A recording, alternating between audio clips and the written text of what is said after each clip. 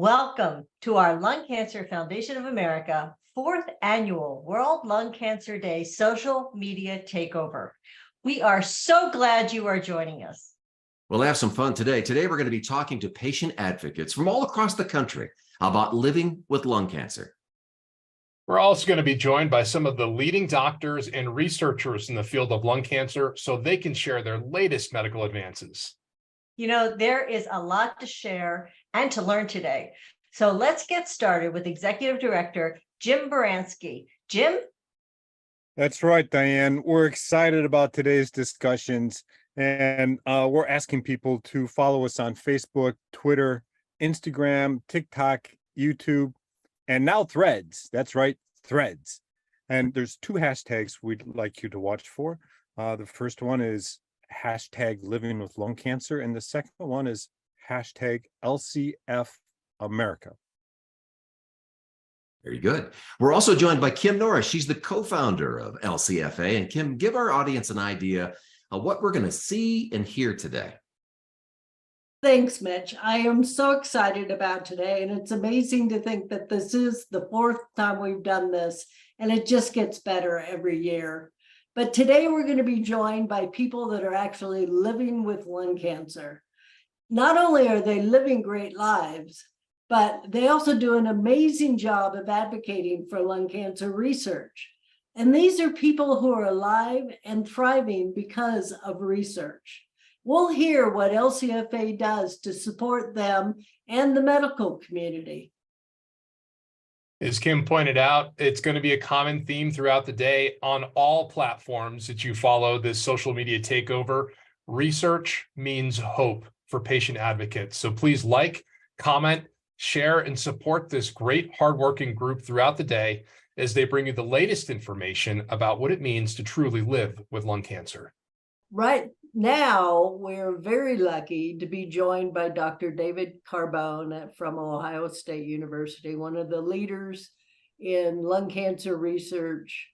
And we're so grateful that he's joining us today to answer all our questions. And in particular, I'd love to hear his opinions about kind of the latest and greatest in lung cancer research. There have been so many rapid developments over the last 10 years. So how do we keep that up, and what's the newest? What's the latest? Well, happy to be here, Kim. And it's hard to know where to start with lung cancer these days. There's been so many advancements in so many areas.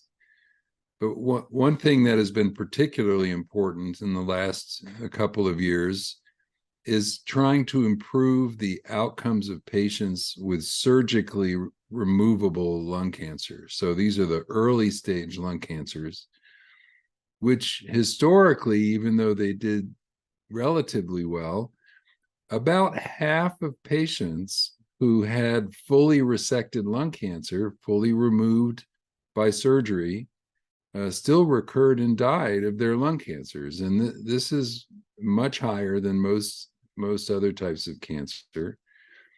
But in the last few years, it's been shown that applying the new tools of immunotherapy and targeted therapies in that setting has dramatically altered the expectations of patients who've had surgery for the better, with significantly delayed or improved lack of progression and outcomes in both of those groups. So a question that I have around that, and that is, so to do that, doesn't that require additional biomarker testing over and above what the current criteria states? Definitely. So one of the major advances just in the last few months was proving that using targeted therapy after surgery for a specific subset of lung cancers called EGFR mutant lung cancer improves not only decreases the chance of progression, but also improves survival And in order to identify that subset of patients, you need to do biomarker testing on the cancers. And even with the immunotherapies, which generally aren't used in that subset of patients, it's important to test for other biomarkers in order to potentially do what we think is most effective right now, and that is using immunotherapy before surgery. So the bottom line is we're always pushing get your tumor tested.